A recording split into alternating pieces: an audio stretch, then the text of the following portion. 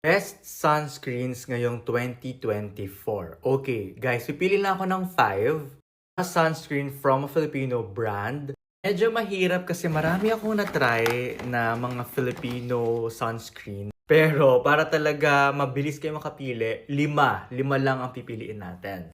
Okay, kung ikaw yung tao na gusto mag-powder every after mag-sunscreen, kung gusto mo na may tone up, yung nakaka-brighten, hindi malagkit sa skin, go for the Hickory Ultra White Sunscreen. Nag-offer to ng SPF 50 PA++++, SPF tested and FDA notified. Okay, sa brand na to, na-feature ko yung dalawang sunscreen nila. Ito yung mga sunscreens from the Filipino brand Skindo. If you guys are looking for lightweight talaga ha, yung lightweight, yung hindi nag-oily kagad sa skin, yung mga Skindo na sunscreens magaganda. Pero ako talaga, mas nagustuhan ko yung tinted version nila. Ito, wala siyang masyadong coverage. Very light lang sa skin. If you're a guy looking for a tinted sunscreen na hindi obvious, nakaka-improve lang siya ng skin, this one is for you. Ang maganda dito, ang ganda-ganda ng packaging nila and affordable pa. Third naman is for me, the best body sunscreen na na-launch this year. Kung nagtitipid ka, kung gusto mo ng lotion and sunscreen in one, fairness napakagaling ni Lux Organics kasi yung mga powerful na brightening ingredients like tranexamic acid at niacinamide pinagsama nila sa lotion na to. Plus, this is very hydrating. Kapag ginagamit ko to, alam mo yung ang ganda-ganda ng skin ko sa body. Hindi siya malagkit and syempre sobrang tipid na. You can use this at night as your whitening lotion. Sa umaga naman as your whitening plus sunscreen lotion because meron siyang SPF 50+, PA++++.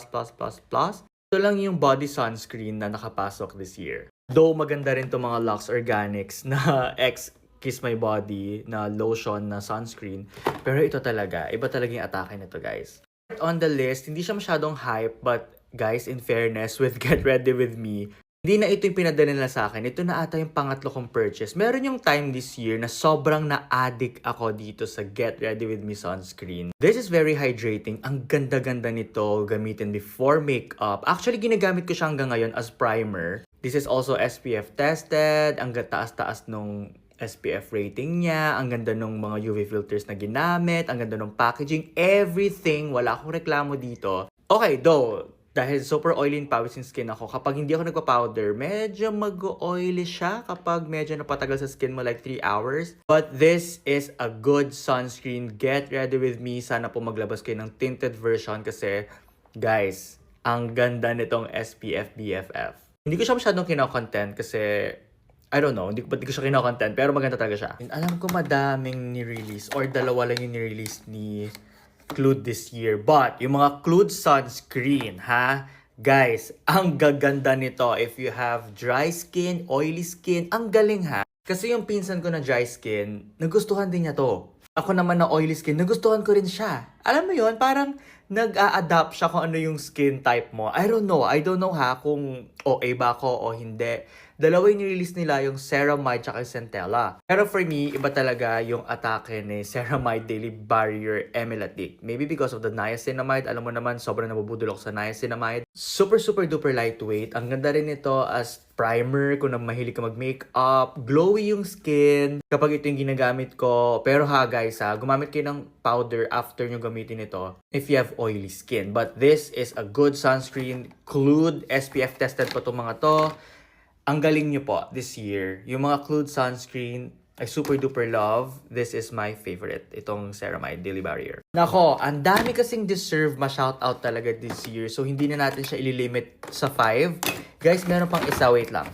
Ito. If you have super dry na skin, combination skin, ito na. Itong Sunny Days sunscreen is definitely for you. This is also SPF tested. Ito, kung gusto mo yung parang moisturizer na sunscreen, itong Daily Glow na Sunny Days, ito talaga yung pwede mong gamitin. Kung oily skin ka naman, skip mo na yung moisturizer, ito na lang, okay na. Iset mo rin to with powder para talaga mas maganda. Ang ganda rin ng lapat ng makeup ko kapag ito yung ginagamit ko. Or kung ito lang yung gamit ko, tapos lipstick lang, ang ganda-ganda talaga. Gagaling ng mga Filipino brands this year ha. Okay, Sunstick, hindi ko alam kung this year to na-launch. This is the Lux Organic Sunstick. Ang ganda nito if you want the powdery matte na finish, yung kung super oily skin ka talaga, sobrang ganda nito sa'yo. This is SPF tested. Actually guys, SPF 50 ang sinabi nila, but this is parang SPF 100. Basta, mataas yung SPF rating nito. Meron akong content about it, panoorin nyo na lang. Ang dami maganda this year. Actually, ito, nabudol ako. Wait lang, nabudol ko yung sarili ko. Marami akong binili. Wait. Ito, papakita ko sa inyo. Ito yung Soul White na Glow Sunstick. Huwag kayong malilito sa glow ha. Hindi naman siya nakaka-glow, but ang ganda. Yung parang healthy yung skin mo, yung healthy yung finish. If you have dry skin, okay sa'yo to. And if you have oily skin din, okay na okay din sa'yo to. Pero compare this to the Lux Organics. Si Soul White is mas hydrating compared to Lux Organics. So kung super duper oily ka, this one is for you, yung Lux Organics. Kung combination skin type ka naman, or all skin types, for all skin types, okay na okay si Soul White. Gawa na lang ako ng part 2 kung meron akong na-missed. But guys, that's it. Happy New Year sa ating lahat. Excited na ako sa mga launch next year ng mga sunscreen. But for now, for 2024, yun po yung mga best Filipino or local brand sunscreens natin. Guys, gagawa talaga ako ng part 2 kapag meron ako nakalimutan na isali. Well, ayun lang. I love you guys. Let me know your experience too. Ayun lang. Love you.